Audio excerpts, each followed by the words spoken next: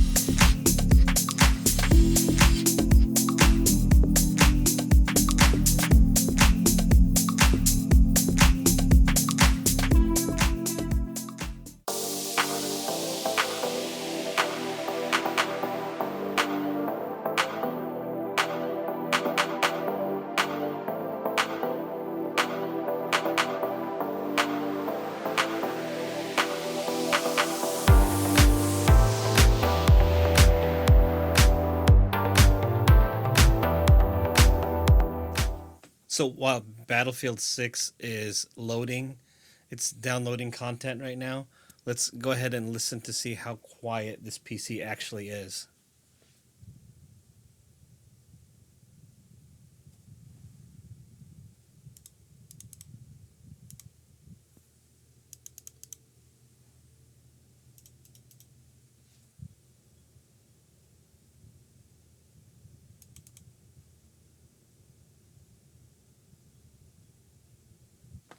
It's so quiet. My wife was working on a video yesterday and she forgot it was even on. Even though she was on the computer, she was like, it's so quiet you can't even tell that it's on. Okay, so we are in Battlefield 6. Let's see, the graphics are set to overkill and we are set at 4K. DLSS is on, set to quality, and DLSS model 4.5. On average, we're getting about 120, maybe 115 FPS. It'll drop down once we start playing more. It's using 97% of the GPU, so there's no bottleneck here, which is nice. Which I thought they would have a bottleneck because it's not a X3D chip, but it doesn't seem to be the case. It's gonna be kind of hard to play and talk at the same time. But it's using about 15.5 gigs of VRAM, and it seems like it's capped off right there. 1% lows are at 87 FPS. And yeah, I think the temperatures are pretty nice too. The CPU temps, I think I just saw 67 there, but the CPU temps normally is staying around 65. It's pretty solid. And I edited the first part of this video up until the B-roll, and it is so nice to edit with this CPU. Way better than the AMD chip. It's night and day to me. Let's go ahead and let me finish this match out so I don't mess these guys' game up so much, and then I'm gonna go play some Arc Raiders. All right.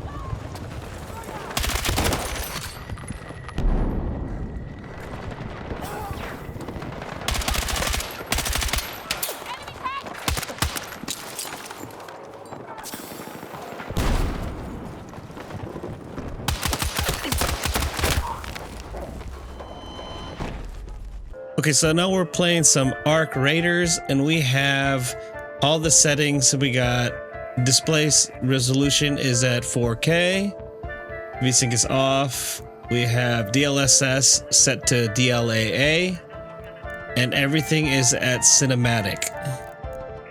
I'm gonna go ahead and play the practice range and see what we got. Okay, so now we are here in the practice range. I didn't want to play an actual match because this will get you the same data that you would get in a regular game. Well, mostly. We're not getting a bottleneck here. We're getting about 98 percentile for the GPU. The temps are super good. The AIO that I'm using is the Noctua 360 millimeter AIO, and it is doing a really good job. It's not even reaching in the 60s with cinematic settings.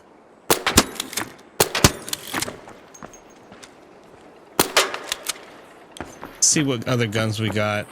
We're using about 8.5 gigs of VRAM, but tons of RAM right there. Almost 25 gigs of RAM.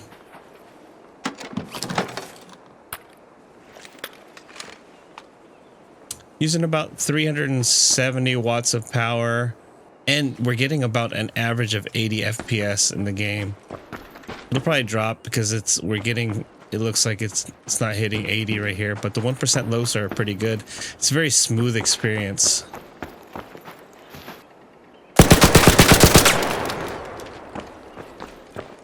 Let's go to DLSS quality and see if I can get more FPS. Okay, so now we are in DLSS quality and we're getting over 100 FPS now.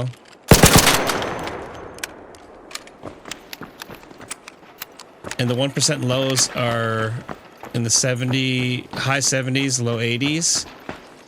Average about 103. That's pretty solid. Look at the sky and get a ton more FPS. But this game is already pretty optimized.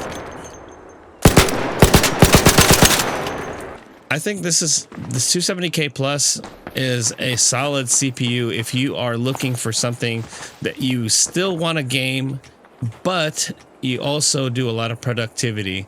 Because I did edit part of this video before I did these benchmarks, so I can give you guys a fair assessment of the way it edits, and it is significantly better.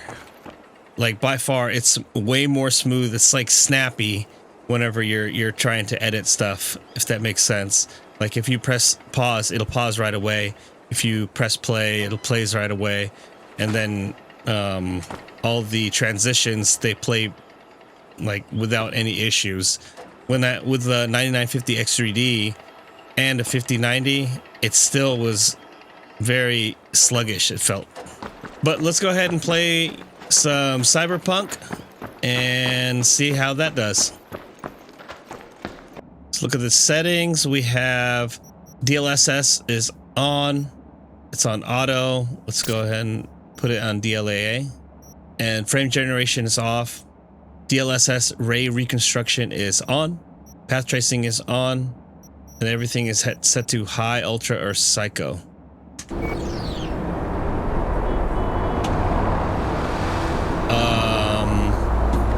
It is terrible.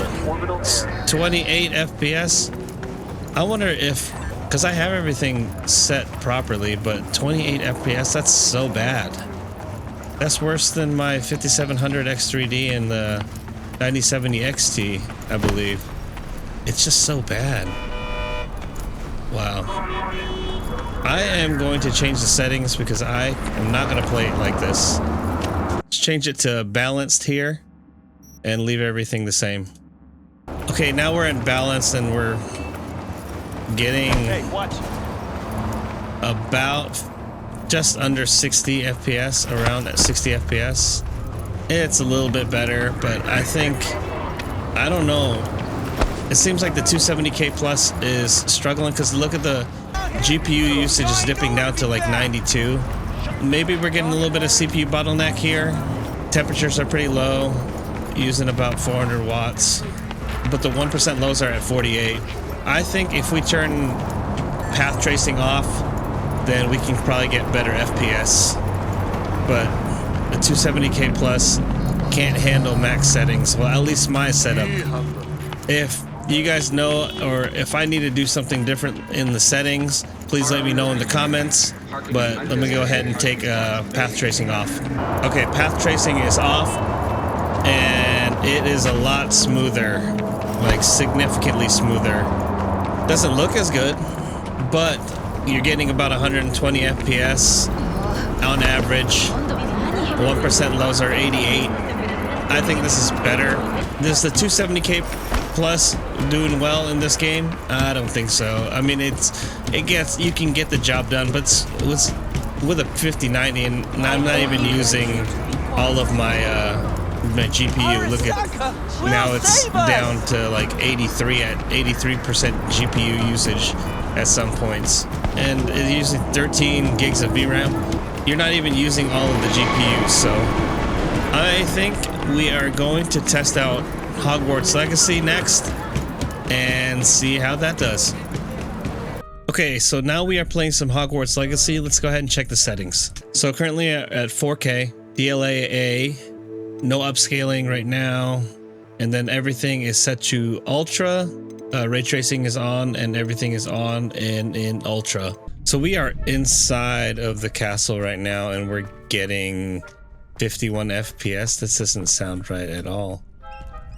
This doesn't seem right at all. I guess we can go outside and see what FPS I get.